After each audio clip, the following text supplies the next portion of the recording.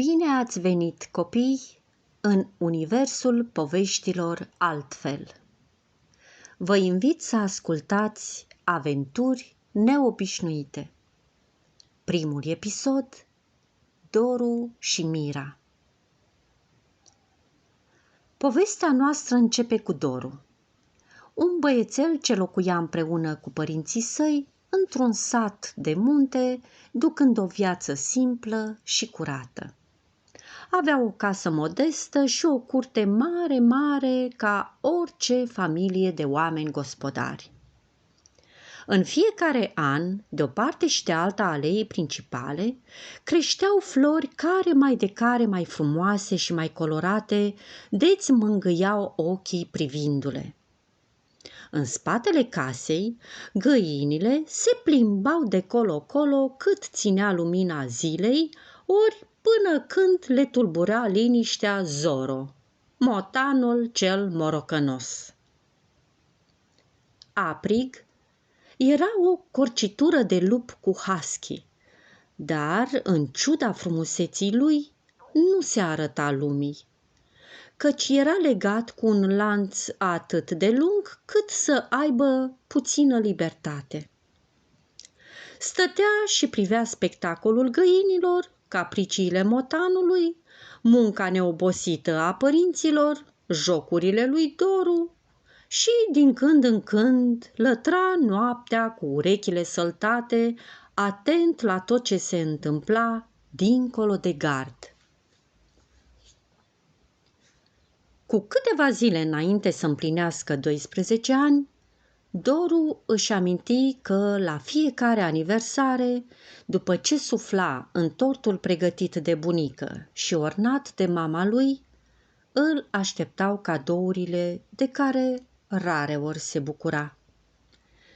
Erau cadouri gândite de cei mari: haine, încălțări și biscuiți.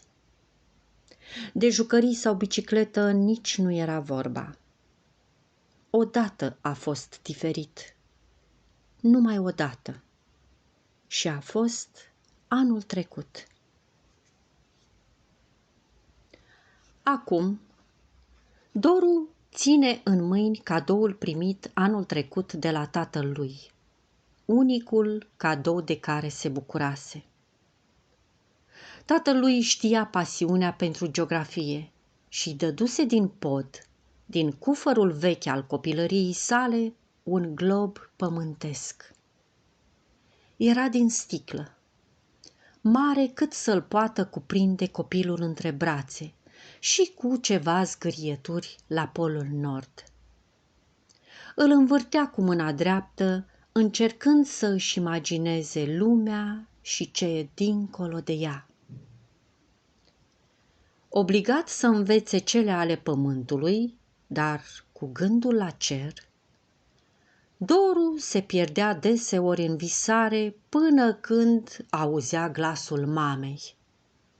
Hei, nu mai sta cu capul în nori! Cele de trebuință vin din muncă, băiete! Nu te aștepta să-ți pice ceva din cer!" îi spunea mama de fiecare dată când se împiedica prin curte privind stelele în loc să închidă găinile.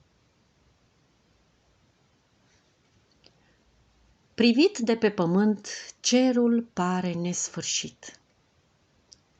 Cu toate acestea, Doru se întreba dacă există și alte locuri asemănătoare cu planeta noastră. Își dorea să existe și să poată explora acele spații necunoscute.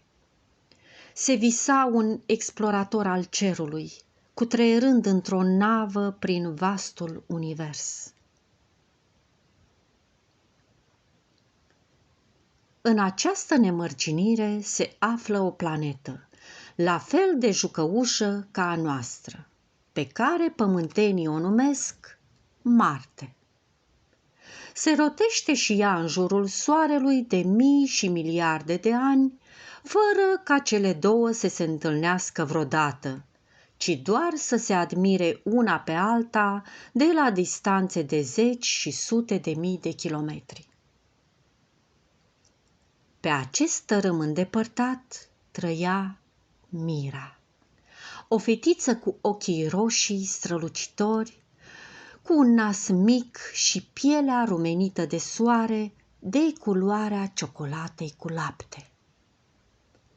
S-a născut din iubirea a doi părinți care și-au dorit un copil pentru a le duce mai departe cunoașterea și înțelepciunea. Părinții Mirei erau cercetători într-un mare complex științific. Locuiau acolo împreună cu alți cercetători, iar Mira se juca și învăța la oaltă cu cei mari. Casa ei era complexul științific, iar jocurile preferate erau fizica, astrofizica și matematica. Ori de câte ori reușea fără ajutor să rezolve o problemă, dădea fuga la părinții săi, sărind prin lungile coridoare fluorescente, atrăgând privirile blânde ale celor care o vedeau. Era fetița părinților săi și eleva tuturor, așa că îi îngăduiau să străbată laboratoarele și bibliotecile digitale fără să fie oprită. Era liberă și fericită. Trecuse de vârsta copilăriei mici, iar acum Mira avea, conform calendarului pământean, aproximativ 10 ani. Datorită antrenamentelor fizice, copila marțiană era înaltă pentru vârsta ei. Își purta părul negru ridicat pe creștet în formă de con. Pentru a duce părul în acea formă, fetița avea pe cap un fel de coif pe care îl îmbrăca cu propriul păr, iar la capătul conului părul era strâns cu o brățară metalică lucioasă într-o coadă foarte mică.